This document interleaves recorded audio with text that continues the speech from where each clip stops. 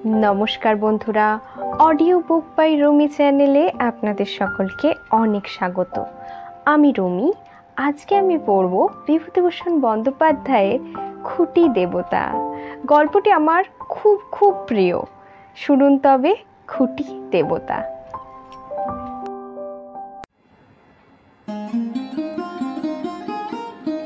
ঘোষপাড়ায় দোলের মেলায় যাইবার পথে গঙ্গার ধারে মঠটা পড়ে। মঠ বলিলে ভুল বলা হয়, ঠিক মঠ বলিতে যাহা বোঝায় সে ধরনের কিছু নয়। ছোট খড়ের ঘরখান, 4-5 মাঠের মধ্যে, একধারে একটা বড় তেঁতুল গাছ।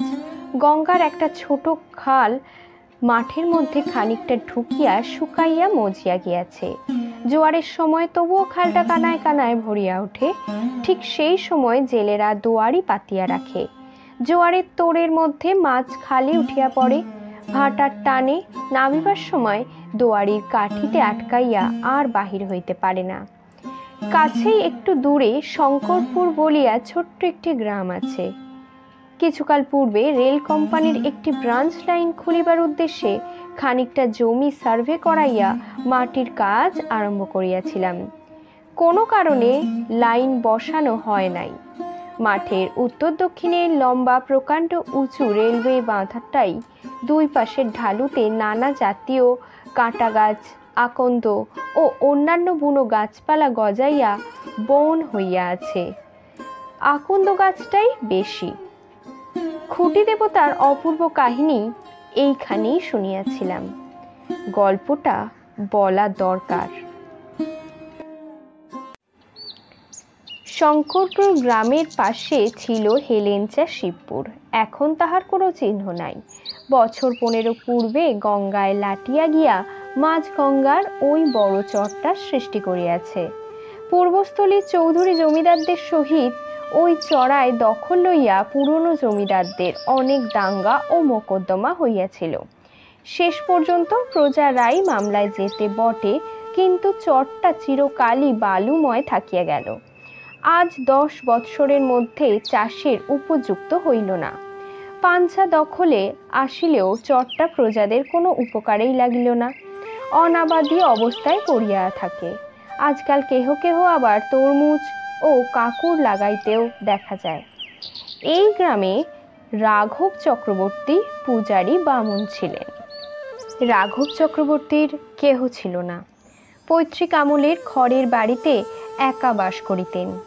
একাই নদীর ঘাট হইতে জল আনিয়া বনের কাঠ কুড়াইয়া রাঁধিয়া বাড়িয়া খাইতেন। গায়ে শক্তিও ছিল খুব। পিতামহের আমলের সেকেলে ভারী পিতলের ঘড়া ভরিয়া 2 বেলা 1 পোয়া পথ দূরবর্তী গঙ্গা হইতে জল আনিতেন। ক্লান্তি বা আলস্য কাহাকে বলে তা তিনি জানিতেন না। রাঘব চক্রবর্তী পয়সা চিনিতেন অত্যন্ত বেশি।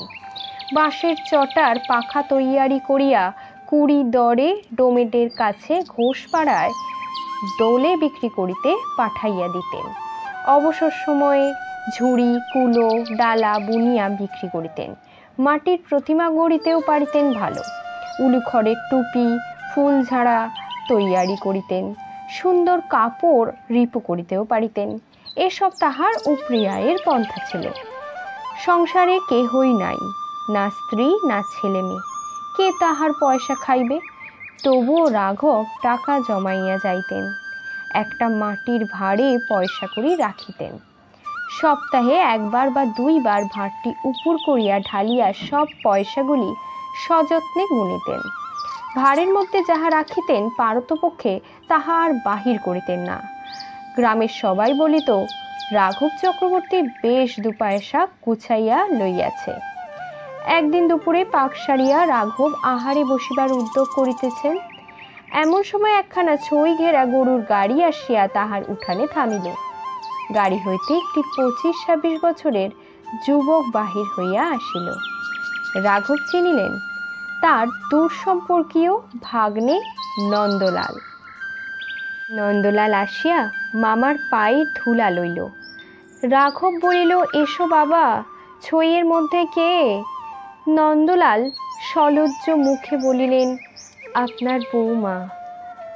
ও, তা কোথায় যাবে? ঘোষপাড়ার দোল দেখতে বুঝি? নন্দলাল অপ্রতিভের সুরে বলিল, আজ্ঞে না, আপনারই আশ্রয়ে। আপাতত মানে বামুনহাটির বাড়িঘর তো সব গিয়েছে। গত বছর মাঘ মাসে বিয়ে, তা এতদিন বাপের বাড়িতেই ছিল। সেখান থেকে না আনলে আর ভালো দেখাচ্ছে না, তাই আজ এখানে একেবারেই নিয়ে। রাঘব বিশেষ সন্তুষ্ট হইলেন না। তিনি চিরকালই একা থাকিয়া আসিয়াছেন, একা থাকিতেই ভালোবাসেন। এ আবার কোথা হইতে উপসর্গ আসিয়া জুটিল, দেখো কাণ্ড। যাহা হোক, আপাতত বিরক্তি চাপিয়া তিনি ভাগিনী বধূকে নামাইয়া লইবার পর পূর্ব দিকের ভিটার ছোট ঘরখানাতে তাহাদের থাকিবার বন্দোবস্ত করিলেন। সন্ধ্যার পরে ভাগ্নেটিকে জিজ্ঞাসা করিলেন, এখানে নিয়ে তো এলে, হাতে কি কিছু আছে টাছে? আমার এখানে আবার বড় টানাটানি, ধান অন্যবার যা হয় এবার তার সিকিও পায়নি, যজমানেদের অবস্থাও এবার যা।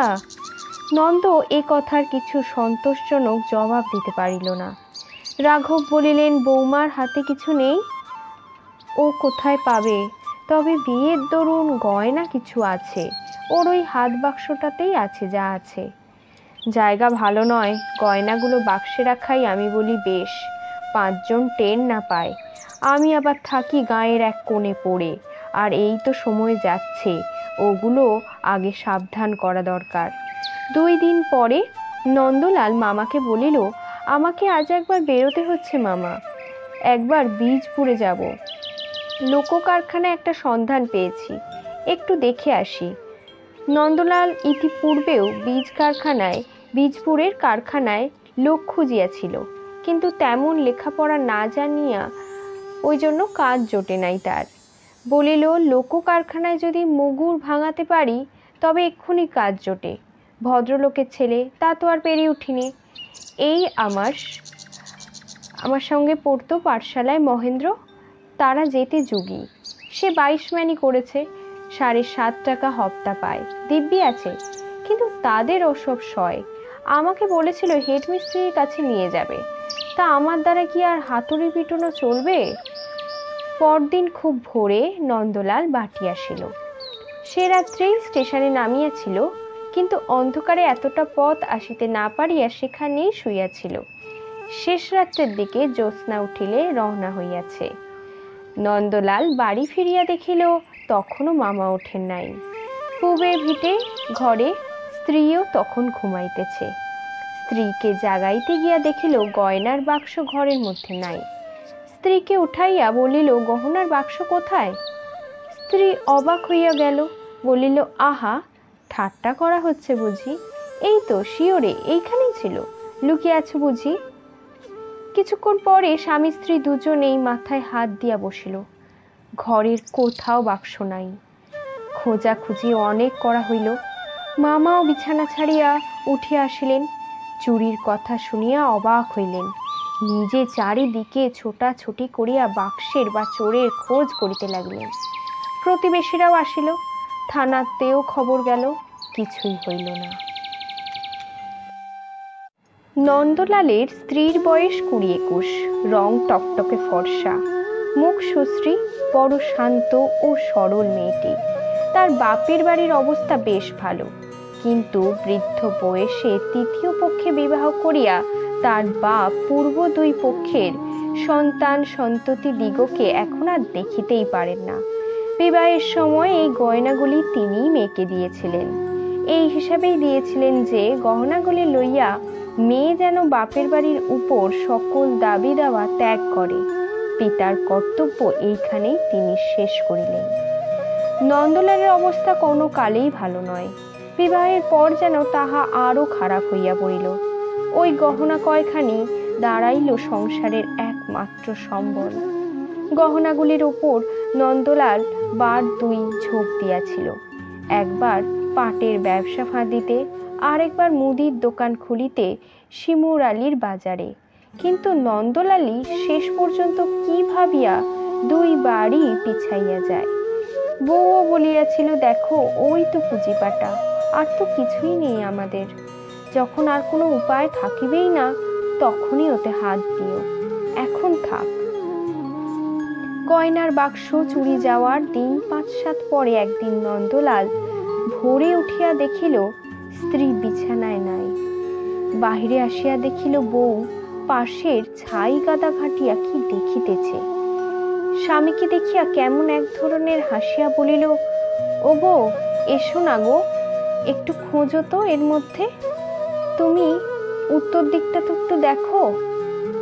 নন্দলাল সস্নেহে স্ত্রীকে ধরিয়া দাওয়ায় আনিয়া বসাইল, পাতকুয়ার ঠান্ডা জল দিয়া স্নান করাইয়া দিল, নানা রকমে বোঝাইল, কিন্তু সেই যে বৌটির মস্তিষ্কের বিকৃতি শুরু হইল, এ আর কিছুতেই সারানো গেল না।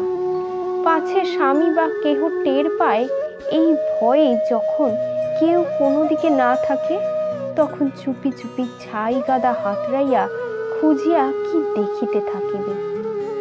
এই একমাত্র ব্যাপার ছাড়া তাহার মস্তিষ্ক বিকৃতির কিন্তু কোনো লক্ষণ ছিল না। অন্যদিকে সে যেমন গৃহকর্ম নিপুণা, সেবা পরোয়ানা, কর্মনিষ্ঠ গৃহবধূ তেমনই রইল। একদিন সে মামা শ্বশুরের ঘরে সকালে ঝাঁট দিতে ঢুকিয়াছিল। মামা শ্বশুর রাঘব চক্রবর্তী তখন ঘরে ছিলেন না। ঘরের একটা কোণ পরিষ্কার করিবার সময় সে একখানা কাগজ সেখান হইতে কুড়াইয়া পাইল। কে যেন দলা পাকাইয়া কাগজখানাকে কোণটায় ফেলিয়া রাখিয়াছিল। কাগজখানা দেখিয়াই সে অবাক হইয়া গেল। এ যে তার গয়নার বাক্সের তলায় পাতা ছিল, পাতলা বেগুনি রঙের কাগজ।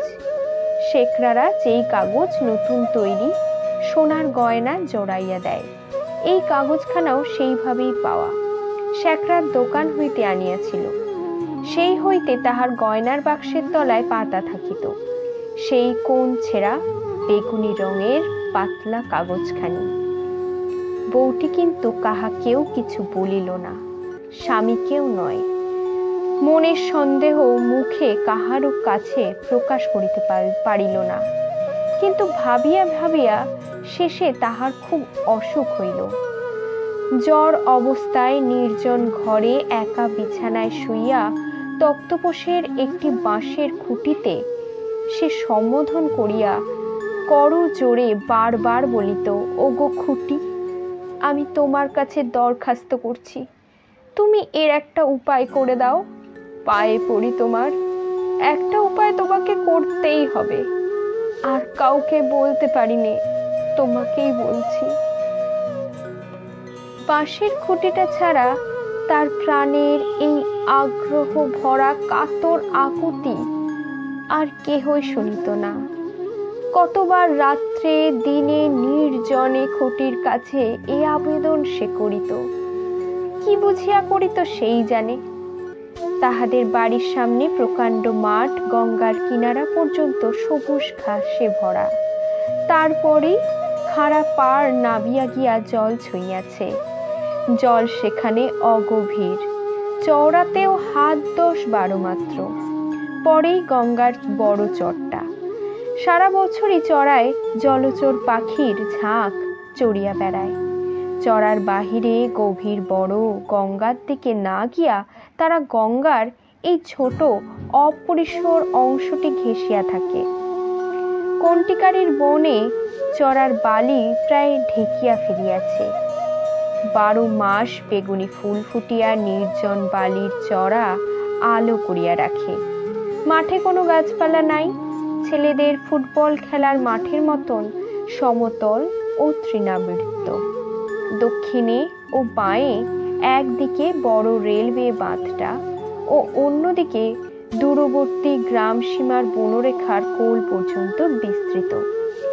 2-1 সারি তাল গাছ এখানে ওখানে ছাড়া এই বড় মাঠটাতে অন্য কোনো গাছ চোখে পড়ে না কোনো দিকে।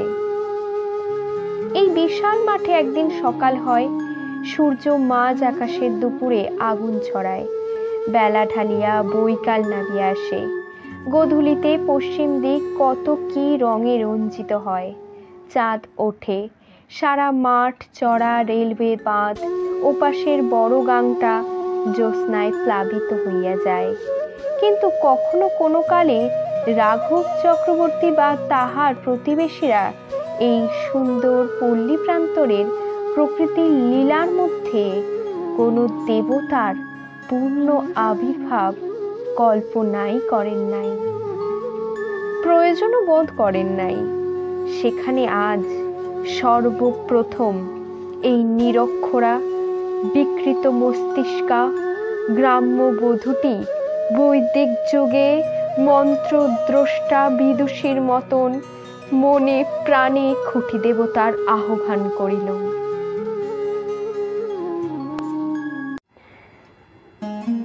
আমি এই মাঠেই বৈকালে দাঁড়াইয়া কথাটা ভাবিতেছিলাম।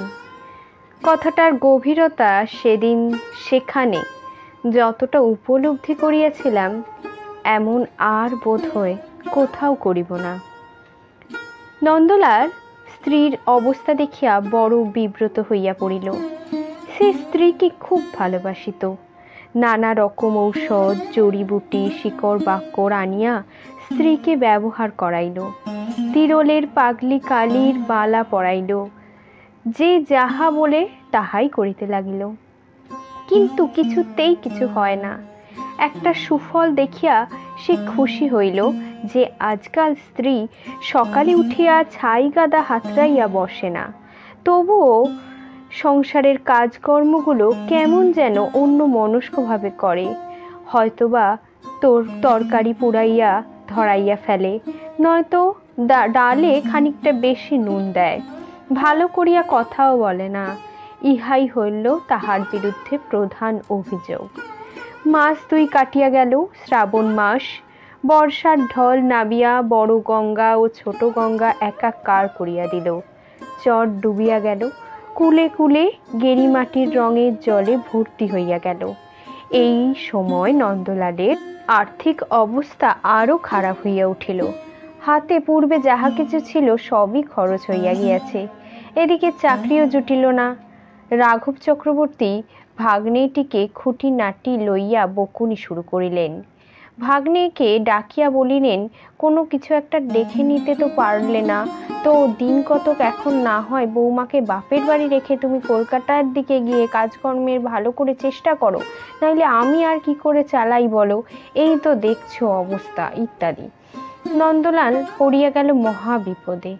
না আছে চাকরি, না আছে কোনো সম্বল। ওদিকে অসুস্থা তরুণী বধূ ঘরে। বীজপুরের কারখানায় কয়েকবার যাতায়াতের ফলে একজন রঙের মিস্ত্রির সঙ্গে তার বন্ধুত্ব হইয়া গেছিল। তাহাকে বলিয়া কহিয়া তাহার বাসায় বউকে লইয়া গিয়া মিস্ত্রির কাছে আপাতত তুলিল। 2টি ঘর মাত্র। একখানা ঘরে মিস্ত্রি একলা থাকে, অন্য ঘরখানি নন্দলালকে ছাড়িয়া দিল। মিস্ত্রি গাড়িতে অক্ষর লেখে। সে চেষ্টা করিয়া সাহেবকে ধরিয়া নন্দলালের নতুন একটা ঠিকা কাজ জোটাইয়া দিল।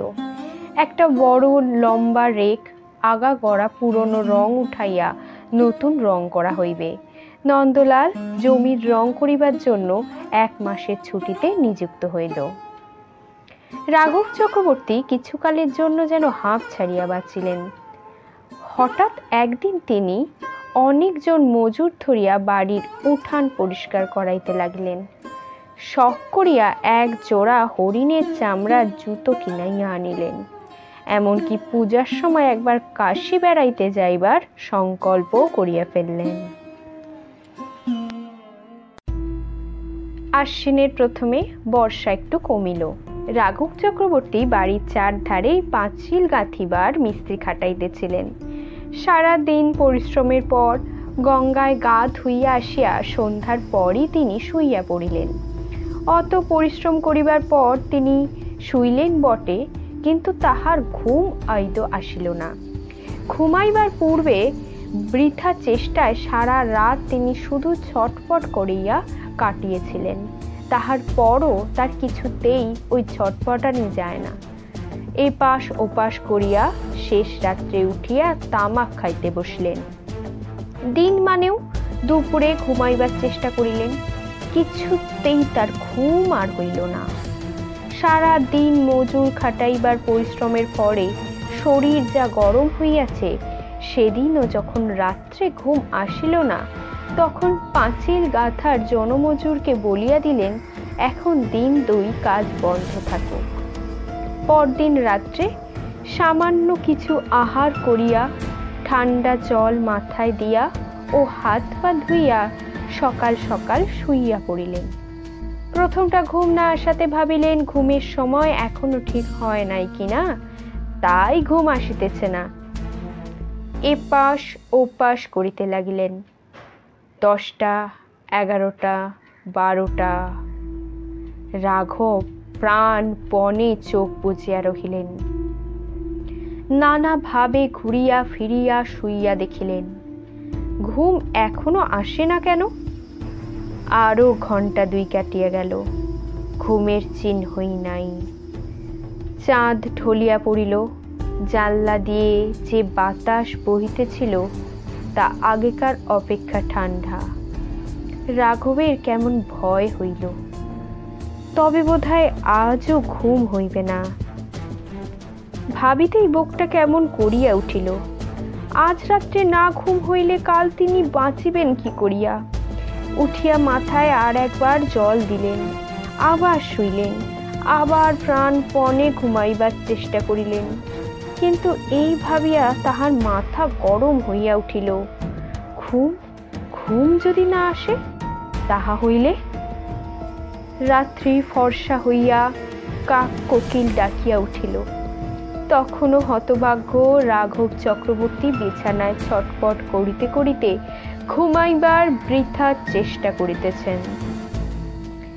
ঠিক একইভাবে কাটিয়া গেল আরো 8 দিন। এই 8 দিনের মধ্যে কি দিনে কি রাতে রাঘবের চোখে একটুকু ঘুম আসিল না, পলকের জন্যও না। রাঘব পাগলের মতো হইলেন।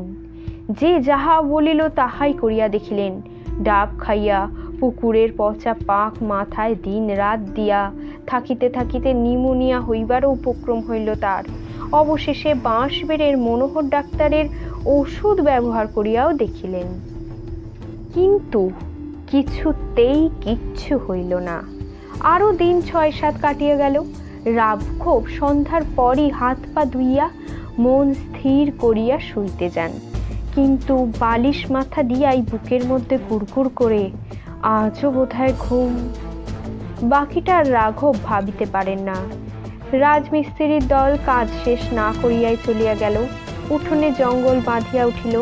রাঘব স্নানাহার করিতে চান না, চলাফেরা করিতে চান না, সব সময় ঘরের দাওয়ায় চুপ করিয়া বসিয়া থাকেন। তামাক খাইবার রুচিও ক্রমে হারাইয়া ফেলিলেন। লোকজনের সঙ্গে ভালো করিয়া কথাবার্তা কইতেও আর ভালোবাসেন না। পয়সার ভার উপর করিয়া গনিয়া দেখিবার স্পৃহাও এখন চলিয়া গেল। চিকিৎসা তখনও চলিতেছিল। গ্রামে বৃদ্ধ শিব কবিরাজ বলিলেন, তোমার রোগটা হয়েছে মানসিক। ঘুম হবে না, কথা ভাবো কেন শোবার আগে? খুব সাহস করবে, মনে মনে জোর করে ভাববে আজ ঘুম হবে, নিশ্চয়ই হবে, আজ ঠিক ঘুমাবো। এইরকম করে দেখো দেখি। আর সকাল সকাল শুতে যেও না, যে সময় আগে শুতে যেতে সেই সময়ই যাবে।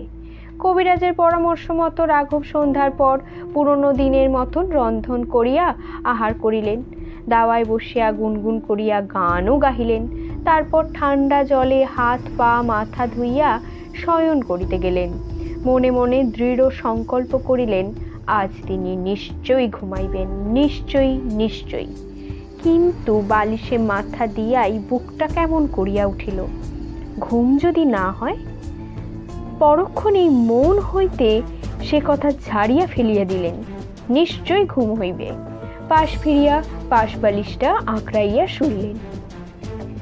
ঘরের দেওয়ালে একখানা বাঁধানো রাধাকৃষ্ণের ছবি বাতাসে লাগিয়া ঠক ঠক শব্দ করিতেছে দেখিয়া আবার বিছানা হইতে উঠিয়া সেখানা নামিয়ে রাখিলেন। পুনরায় শুইয়া পড়িয়া জোর করিয়া চোখ বুজিয়া রহিলেন। 1/2 ঘন্টা, 1 ঘন্টা, এইবার পুনরায় শুইয়া পড়িয়া জোর করিয়া চোখ বুজিয়া রহিলেন। আরো 1 ঘন্টা, তিনি নিশ্চয়ই ঘুমাইবেন। বুকের মধ্যে গুরু গুরু করিতেছে কেন? না, এইবার তিনি ঘুমাইবেনই। 2 ঘন্টা, 3 ঘন্টা, রাত 1টা, গ্রাম নিশুতি, কোনো দিকে সারা শব্দ নেই, কাউরা পাড়ার এক আধটা কুকুরের ঘেউ ঘেউ ছাড়া। না, রাত বেশি হইয়াছে, আর রাঘব জাগিয়া থাকিবেন না, এইবার ঘুমাইবেন। বাঁ দিকে শুইয়া সুবিধা হইতেছে না, হাতখানা বেকায়দায় কেমন মুচকাইয়াছে। ডান দিকা ফিরিয়া শুইলেন। ছাড় পোকা, না ছাড় পোকা তো বিছানায় নাই। যাহা হোক, জায়গাটা এবার হাত বুলাইয়া লওয়া ভালো।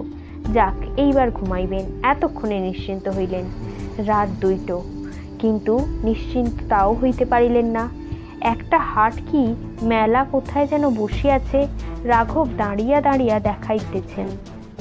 সব লোক চলিয়া গেল, তবুও 2-10 জন এখনো হাট চলতি ভিড় করিয়া দাঁড়াইয়া শুটকি চিংড়ি মাছের দল কষাকষি করিতেছে।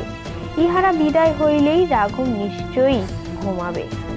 একটা লোক চলিয়া গেল, 2টা 3টা, এখনো 7 লোক আছে।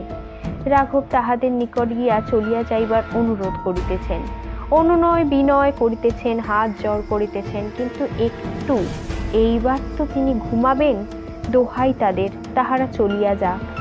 এখনো 3 বাকি। রাঘবের মনে উল্লাস হইল, আর বিলম্ব নাই। এখনো 2 জন, এই 2 জন চলিয়া গেলেই তিনি ঘুমাইবেন। আর 1 জন মাত্র, মিনিট 15 দেরি। হঠাৎ তাহা হইলেই এবার তিনি ঘুমাইবেনই। হঠাৎ রাঘব বিছানার উপর উঠিয়া বসিলেন। হাট তো কোথাও বসে নাই। কিসের হাট? কোথাকার হাট? এসব কি আবল তাবল ভাবছেন তিনি। ঘুম তাহা হইলে বোধ হয়। রাঘব কথাটা আর ভাবিতেই সাহস করিলেন না। কত রাত, ওটা কিসের শব্দ? বীজপুরের কারখানায় ভোরের বাঁশি বাজতেছে নাকি? সে তো রাত 4টেই বাজে। এখন রাত 4টা বাজিল? অসম্ভব। যাক, যথেষ্ট বাজে কথা ভাবিয়া রাত কাটাইছে, আর নয়। এইবার তিনি ঘুমাইবেন। অল্প একটু ঘোর আসিয়েছিল কি না কে জানে। ভোরের ঠান্ডা বাতাসে হয়তো একটু আসিতেও পারে, কিন্তু রাঘবের দৃঢ় বিশ্বাস তিনি এইটুকুও ঘুমান নাই, চোখ চাহিয়াই ছিলেন। হঠাৎ একটা ব্যাপার ঘটিল। বিস্মিত রাঘব দেখিলেন তাহার খাটের পাশে বাঁশের খুঁটিটা যেন ধীরে ধীরে বিরাটাকায় মূর্তিতে পরিণত হচ্ছে। তাহার মাথায় শিয়রে আসিয়া দাঁড়াইল সেই মূর্তি। ব্যঙ্গের সুরে আঙ্গুলি দেখাইয়া বলিল, মূর্খ, ঘুমাবার চেষ্টা থাকে তো কালই গহনার বাক্স ফেরত দিস। ভাগ্নে বউয়ের গহনা চুরি করেছিস? লজ্জা করে না? বীজপুরের কারখানায় বাঁশির শব্দে রাঘবের ঘোর কাটিয়া গেল। ফর্সা হইয়া গিয়াছে। রাঘবের বুক ধড়পড় করিতেছে, চোখ জ্বালা করিতেছে। রাঘব যেন বোবা, শরীর ভাঙিয়া পড়িতে চাহিতেছে। না, কিন্তু তিনি একটুও ঘুমন নাই, একটুও না। বাঁশের খুঁটি টুটি কিছু না, ওসব মাথা গরমের দরুন। কিন্তু ঠিক একই স্বপ্ন রাঘব পর পর 2 দিন দেখিলেন, ঠিক একই সময়, ভোর রাত্রে, বীজপুরের কারখানায় বাঁশি বাজিবার পূর্বে। ঘুম নাই, তবে স্বপ্ন কোথা হইতে আসিবে? বীজপুরের বাসায় অন্য কেহ তখন ছিল না। নন্দলাল কাজে বাহির হইয়াছে। নন্দলালের স্ত্রী সাবান দিয়ে কাপড় কাচিতেছিল।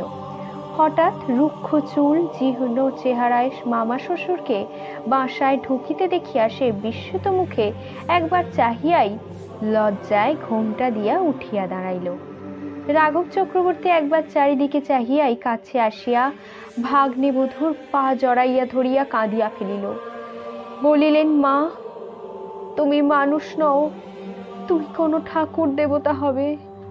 ছেলে বলে আমায় মাপ করো মা, মা। তারপর পুটুলি খুলিয়া গহনাগুলি ভাগ্নে বধূর হাতে প্রত্যার্পণ করিলেন, কিন্তু বাসায় থাকিতে আর রাজি হইলেন না। নন্দলালের কাছে কিছু বলবার মুখ নেই আমার। তুমি মা, তোমার কাছে বলতে লজ্জা নেই, বুঝলে না? কিন্তু তার কাছে। ইহার মাস 6 পরে রাঘব চক্রবর্তীর গুরুতর অসুখের সংবাদ পাইয়া নন্দলাল সস্ত্রীক গরুর গাড়ি করিয়া তাহাকে দেখিতে গেল। ইহা যাইবার 3-7 পরে রাঘবের মৃত্যুর পূর্বে তিনি তাহার যাহা কিছু জমি জমা সব উইল করিয়া ভাগ্নে বধূকে দিয়া গেলেন। কিছু পোতা টাকার সন্ধানও দিয়ে গেলেন। নন্দলালের স্ত্রীকে কাছে বসাইয়া নিজের স্বপ্ন বৃত্তান্ত বলিয়া গেলেন। বলিলেন, এই যে দেখছো ঘর, এই যে বাঁশের খুঁটি, এর মধ্যে না মা দেবতা আছেন, দেবতা, বিশ্বাস করো আমার কথা। ভাগ্নেবধূ শিহরিয়া উঠিল। সেই ঘর, সেই বাঁশের খুঁটি।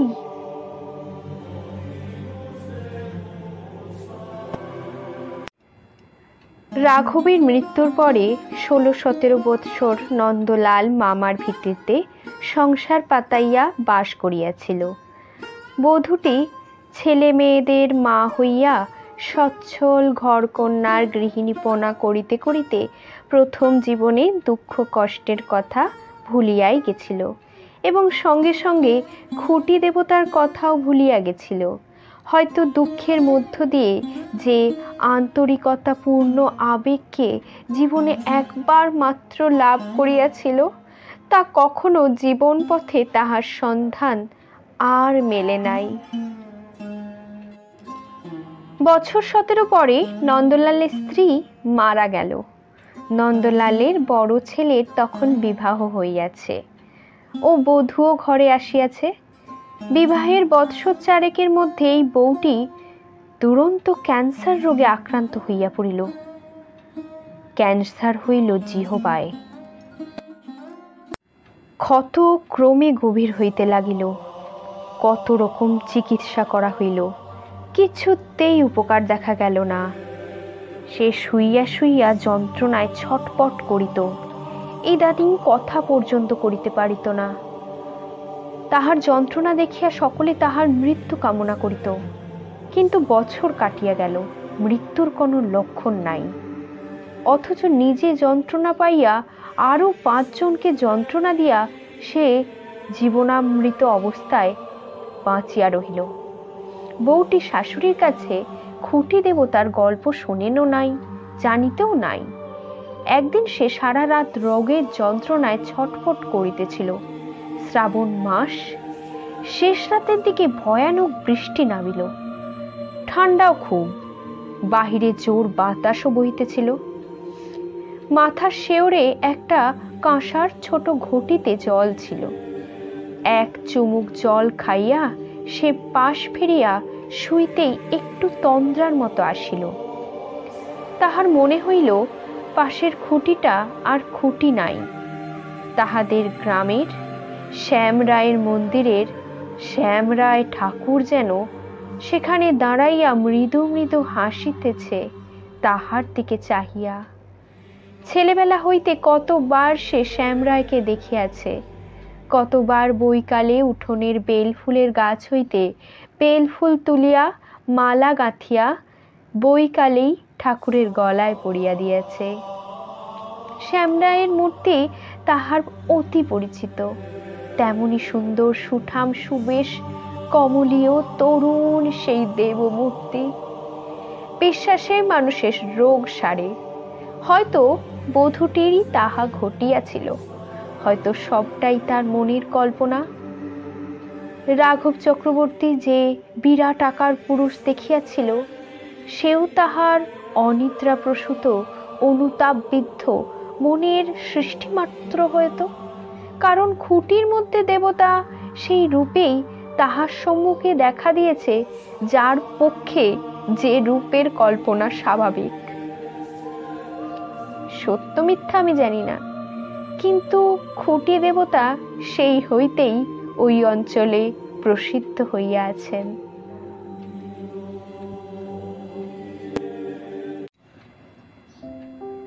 শেষ হলো খুঁটি দেবতা। বিশ্বাসে মিলায় বস্তু, তর্কে বহু দূর।